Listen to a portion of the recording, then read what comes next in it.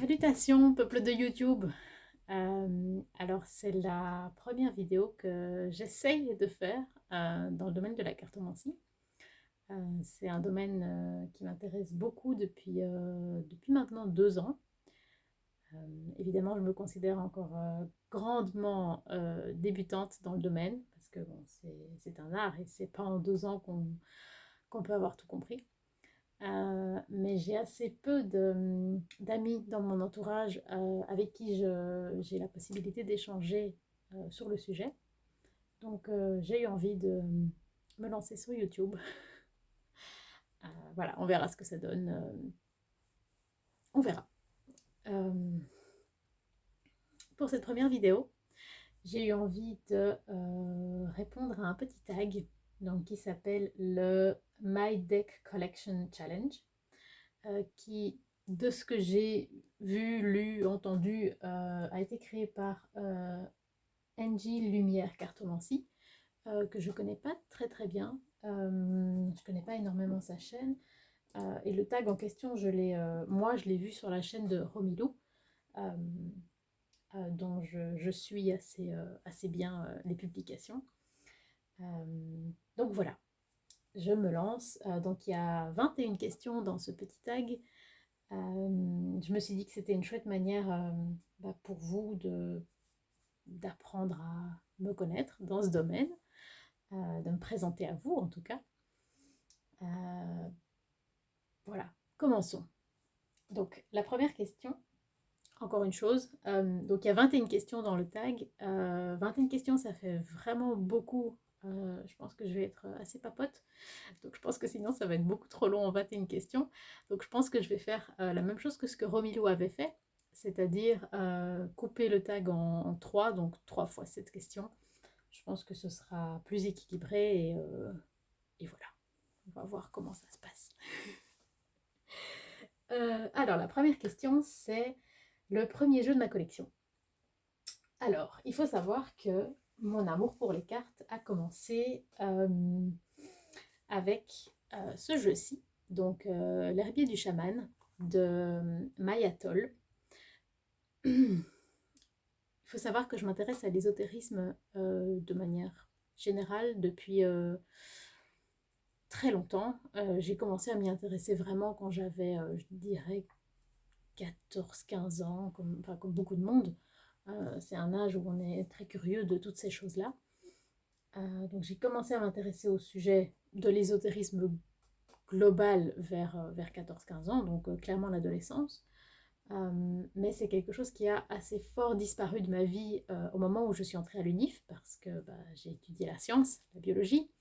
Donc, bon, je ne sais pas si les deux n'étaient pas conciliables, mais en tout cas, au moment où je suis entrée à l'UNIF, disons que j'ai mis tout ça un peu entre parenthèses, et ça n'a ressurgi dans ma vie que ces dernières années, vers 2018, au moment où j'ai dû changer de boulot. C'était une période très difficile dans ma vie, très exigeante, très, très lourde. Et donc, à ce moment-là, l'ésotérisme m'a aidée. Pardon, je fais du bruit en sortant les cartes. L'ésotérisme m'a beaucoup aidée dans cette période difficile. Et donc, je me suis mis à la cartomancie début 2020, un peu avant le premier confinement, je pense, si mes souvenirs sont bons. Donc, il y a tout pile 2 ans. Je m'y suis mis parce que j'ai... c'est assez rigolo en fait. Je suis une grande fan de la chaîne Docs Lovers, donc une jeune femme qui s'appelle Emma, que je vous invite à aller voir sur YouTube parce que ce qu'elle fait est vraiment trop trop chouette. Et dans une de ses vidéos, elle a mentionné qu'elle s'intéressait à la cartomancie, enfin au tarot, et qu'elle avait commencé à le pratiquer. Et ça m'a beaucoup inspirée parce que tout ce qu'elle dit est très inspirant, je trouve. Donc, le fait qu'elle en parle, je me suis dit, oh, ça c'est un truc auquel je me suis jamais intéressée. Qu'est-ce que c'est? J'ai envie d'en savoir plus. J'ai pas concrétisé tout de suite cet intérêt. C'est resté dans un coin de ma tête pendant quelques semaines, quelques mois, peut-être plus quelques semaines, parce qu'en général, ça va assez vite chez moi. Donc c'est resté dans un coin de ma tête. Et il y avait toujours un peu cette voix qui me disait mais tu vas quand même pas te mettre à faire ce truc-là, c'est bizarre, est-ce que ça marche vraiment? Donc il y a quelque chose qui me rebutait quand même un peu à me lancer là-dedans. Ça paraît être une époque très lointaine pour moi aujourd'hui, parce que je m'y suis vraiment beaucoup intéressée depuis. Toujours est-il que, à un moment, chez Club, c'est un magasin en Belgique où on vend des livres, je suis tombée sur ce fameux Herbier du chaman, dont les illustrations, je vais essayer de vous montrer, ça va pas être évident, dont les illustrations sont absolument sublimes. On est en plein dans la nature, dans... Oh, des reflets. C'est très poétique. Et il y a une dimension aussi de s'intéresser à la plante elle-même, à ses effets sur le corps, sur l'esprit. Donc il y a une dimension qui rejoint la botanique, qui est la discipline que j'ai étudiée en biologie. Donc c'est un peu ce livre qui m'a permis de mettre un pied dedans, dans cet univers. Et c'est complètement idiot, mais il y a un truc qui m'a décidé, qui a fait que je me suis permise de l'acheter et de le lire, c'est le fait que c'était les éditions Larousse. Le fait de voir que c'était Larousse, je me suis dit, bah, c'est sérieux comme édition. Je peux leur faire confiance. C'est idiot, hein. Aujourd'hui, je le vois plus du tout comme ça, mais voilà, c'était ça qui m'avait permis de m'y mettre. Pour l'enchaînement sur la suite de ma découverte de la cartomancie, je ne vais pas vous en parler tout de suite parce que ça vient plus tard dans les questions. Donc, on va s'arrêter là pour l'historique. Je vais passer à la deuxième question. Ça fait déjà 7 minutes de blabla, ça va être très très long, je pense. Donc, deuxième question, le jeu que j'utilise le plus. C'est un peu compliqué comme question parce que je vous avoue que c'est en fonction des périodes que j'utilise un jeu pendant un certain temps, puis je passe à un autre. J'aime bien m'attarder sur un jeu pour quand même bien le comprendre, bien voir de quoi il parle, me sentir à l'aise avec, vraiment me sentir en confiance et qu'il puisse me parler directement dès que je vois une carte. Donc moi, ça me demande quand même beaucoup de temps. Je ne suis peut-être pas une rapide, mais en tout cas, ça me demande du temps. Mais donc, pour le moment, voilà, j'essaie de répondre aux questions, non pas de manière absolue, en me mettant une pression incroyable. Il faut absolument que cette réponse, le jeu que j'utilise le plus, soit parfaite. Donc voilà, le jeu que j'utilise le plus pour le moment, maintenant, en février 2023, c'est le tarot du bien-être de Claire Goodchild. Le titre est assez curieux parce que en anglais c'est, je crois, The Antique Anatomical Tarot, quelque chose du genre. Le titre en anglais est bien plus lié à à l'intention en tout cas du tarot, en tout cas l'intention que j'ai comprise en lisant le petit livre. Attendez, je vais vous montrer l'intérieur. Donc, la boîte s'ouvre comme ceci. Je vous ai même pas montré les cartes du premier, je vous ai juste montré le livre. Je vais faire du montage, je crois. On revient à la première question. Je vous montre les cartes pour la première question. Donc, c'est des petites cartes. Donc, je reviens au premier. Hein. C'est n'importe quoi, je suis désolée. On revient à l'herbier du chaman. C'est des petites cartes, toutes petites, comme ceci. Oui, c'est à l'endroit. Qui étaient à découper, donc qui étaient présentes dans le livre sous forme de feuillets qui sont à découper. D'ailleurs, on le voit, je ne sais pas si ça se voit, comment ça se voit à la caméra, des petites irrégularités sur le bord des cartes puisqu'elles étaient accrochées, collées ensemble. Et donc voilà, les cartes présentent à chaque fois une plante.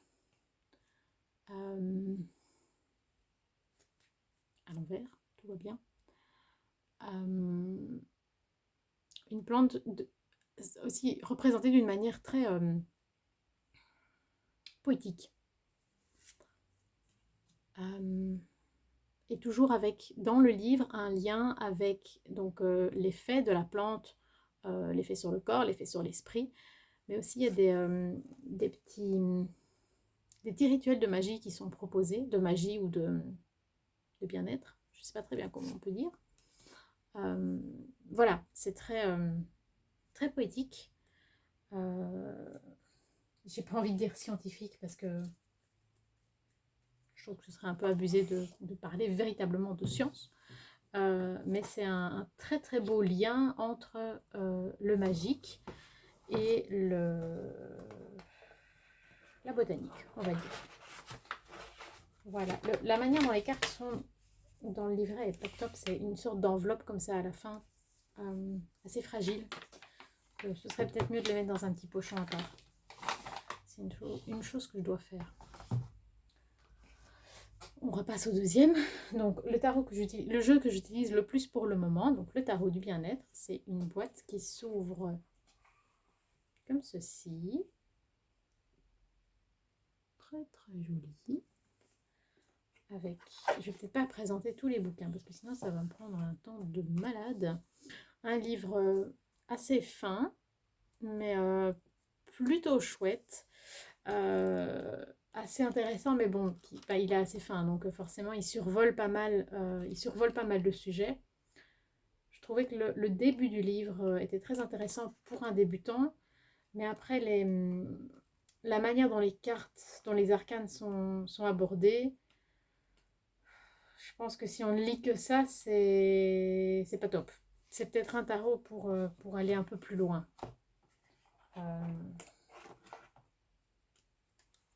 Le dos en nuance de brun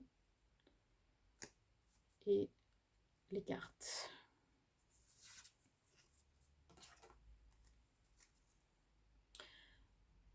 Donc le principe de ce jeu, c'est de reprendre des images plutôt médicales de l'époque plutôt révolution industrielle, à l'époque victorienne, et de les insérer dans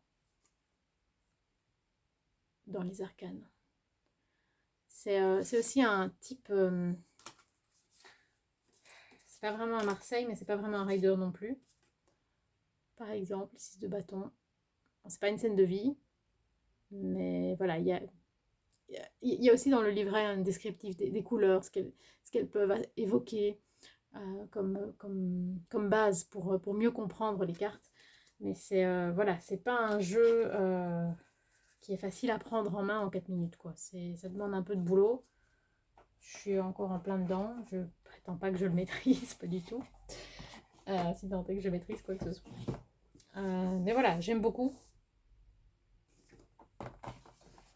Voilà, c'est le tarot que j'utilise pour le moment. Troisième question. Le jeu dont je ne me sers jamais.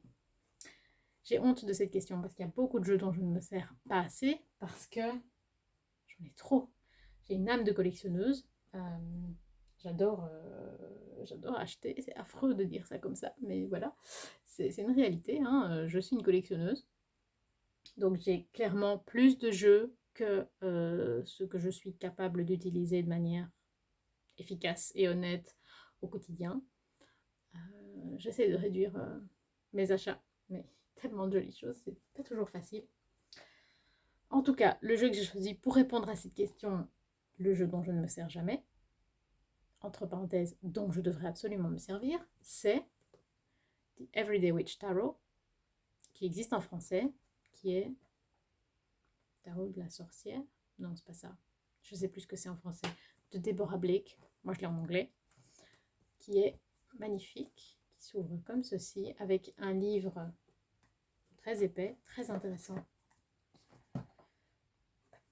Les cartes sont comme ceci dans une boîte cartonnée.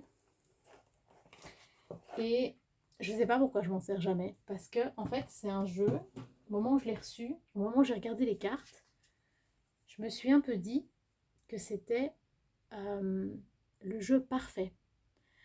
c'est vraiment le jeu où je me suis sentie concernée, je me suis sentie concernée par les cartes, par la vision que l'auteur avait euh, de chaque lame. J'ai aussi ressenti que c'était pour bien comprendre chaque arcane, que c'était un jeu qui pouvait vraiment aider à retenir aussi, parce que les scènes de vie sont très parlantes, sont très ancrées dans un quotidien ordinaire. Peut-être pas un quotidien d'aujourd'hui, puisqu'il est romancé, c'est un look un peu médiéval, un peu magique, mais terriblement ancré finalement. C'est quelque chose qui, moi, me parle beaucoup. Euh, donc, quand je l'ai eu en main, je me suis dit, mais c'est le jeu parfait, j'ai plus besoin d'aucun jeu dans ma vie, à partir du moment où j'ai ce jeu-là. Et bah, au final, bah, je ne l'emploie pas plus que ça, ce qui est absolument honteux. En plus, j'ai une de mes amies qui l'adore et qui l'emploie énormément, et moi pas. Donc voilà, je pense que c'est un jeu dont je suis honteuse, euh, que je suis honteuse de laisser dans ma cartothèque sans lui faire plus honneur. Et les chats sont extrêmement présents aussi, ça c'est le dos. Les chats sont très très présents, ce qui me parle énormément, parce que je suis une maman chat. Voilà. Alors, question 4.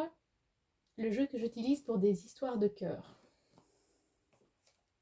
Question compliquée, parce que comme je vous l'ai dit, je suis encore fort débutante dans la cartomancie, donc je me tire beaucoup plus les cartes pour moi-même que pour les autres. Et voilà, moi, des histoires de cœur, je m'entends très bien avec mon mari, donc c'est pas le type de question que j'ai envie spécialement de poser à mes cartes. Et les personnes à qui j'ai déjà tiré les cartes par le passé ne m'ont pas du tout posé ce type de questions. Donc, c'est pas vraiment. Je sais que c'est des questions qui sont très courantes pour les autres, enfin pour les cartomanciens de manière générale, mais voilà, moi, on ne m'a pas trop posé ces questions. Donc, je vais un peu détourner cette question dans le sens où je vais vous parler du tarot que j'utilise pour répondre aux questions que j'utilise majoritairement pour répondre aux questions des gens, enfin pour tirer les cartes à quelqu'un d'autre qu'à moi. Et donc je vous présente le tarot renard de Célia Melesville. J'adore le travail de Célia, je suis une grande fan. Donc c'est une très très très jolie petite boîte qui s'ouvre comme ceci, avec un petit livret très très mignon en français et en anglais, des petites cartes pense-bête avec les mots-clés de chaque arcane, qui est très pratique à avoir. Et bon, je pense que tout le monde le connaît, ce tarot, hein, tout le monde connaît le travail de Célia. Le dos et les magnifiques illustrations de Célia qui arrivent à représenter les arcanes d'une manière à la fois très concrète, très parlante, mais qui fait très symbolique aussi. Beaucoup d'intelligence dans son travail. Pourquoi j'utilise ce jeu pour tirer les cartes aux autres? Parce que, par son côté joli et son côté tout doux, donc par exemple le 8 d'épée qui est quand même une carte assez difficile, elle a vraiment réussi à dédramatiser la carte, à retirer le côté glauque et morbide qui peut faire peur à beaucoup de personnes. Donc c'est un jeu qui ne va pas faire peur à la personne pour laquelle vous tirez les cartes. Même si ce dont vous allez parler est sérieux, important, voilà, ça peut être des choses qui les touchent énormément, mais c'est toujours amené d'une manière Le mot qui me vient, c'est diplomatique. Je ne suis pas sûre que ce soit le bon mot, mais vous voyez ce que je veux dire. Voilà, donc, j'aime énormément le travail de Célia. Et je vais toujours parler d'elle pour la question suivante, qui est... donc, question 5. Pardon, je regarde chaque fois là parce que j'ai mon PC avec les questions. Le jeu que j'emmène partout avec moi. Alors, déjà le tarot renard, je vous avoue, je l'emmène très souvent avec moi puisque si les gens ont envie que je leur tire les cartes, c'est souvent celui-là que je vais choisir. Mais celui que je prends aussi très très souvent avec moi, peu importe la saison, c'est le Merry Christmas de Célia et Claire Duval pour les textes. Donc c'est censé être donc c'est un petit Lenormand, mais qui a été pensé, repensé dans le thème de Noël, mais aussi repensé plus comme un oracle d'accompagnement que nécessairement comme un petit Lenormand à prendre au pied de la lettre. Donc voilà, c'est un jeu dont je me sers énormément. En toute saison. Hein.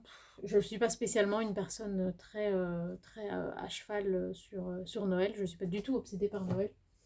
Mais voilà, c'est un jeu qui m'accompagne tout le temps. En toute saison, je l'emploie. Je le trouve super joli. Ça, c'est le dos. Et voilà, je le trouve inspirant même quand c'est pas Noël. Et je m'en sers, je vais peut-être vous faire une vidéo là-dessus parce que je pense que ça peut être super intéressant. Je m'en sers aussi pour définir les maisons, en fait. Je vous expliquerai dans une autre vidéo. Mais voilà, j'adore ce jeu, j'adore le travail de Célia.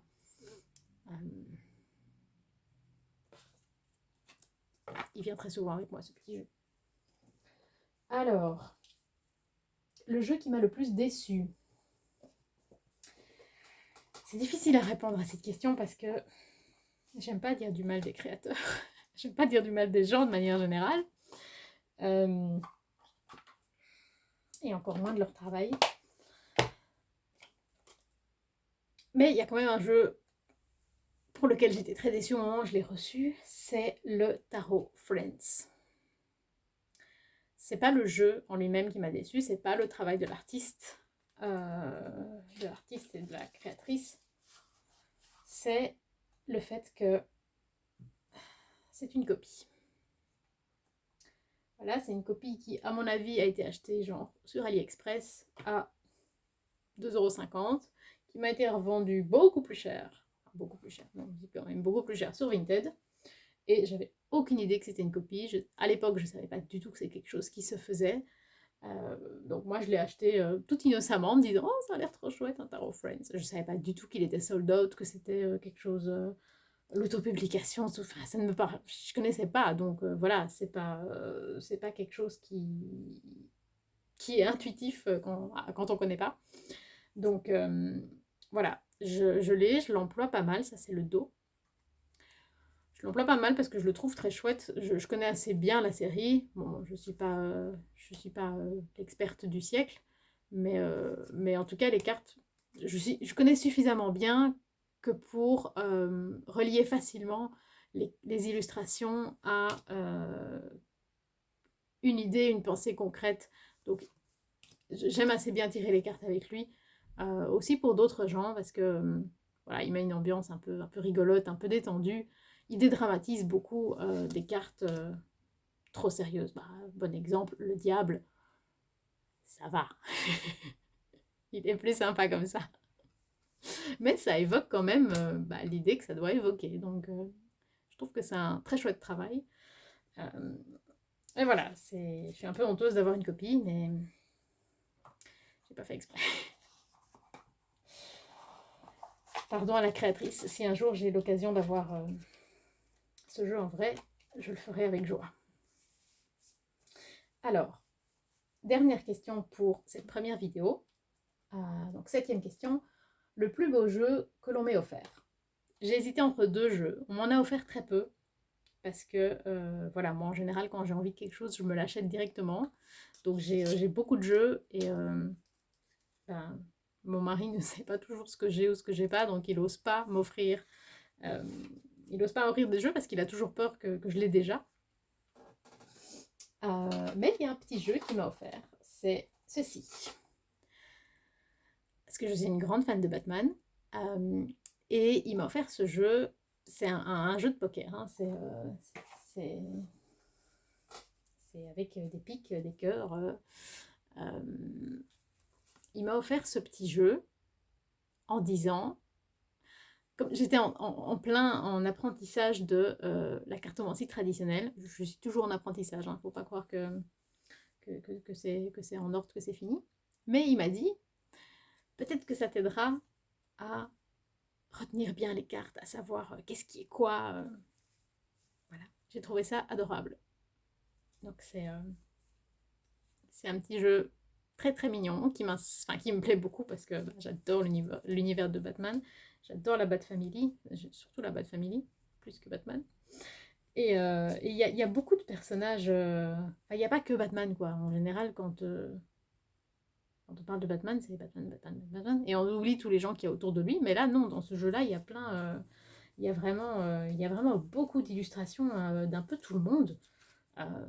Donc, c'est vraiment quelque chose qui m'a plu. Qui m'a plu dans ce petit jeu. Et voilà, j'y tiens beaucoup. Pour toutes ces raisons.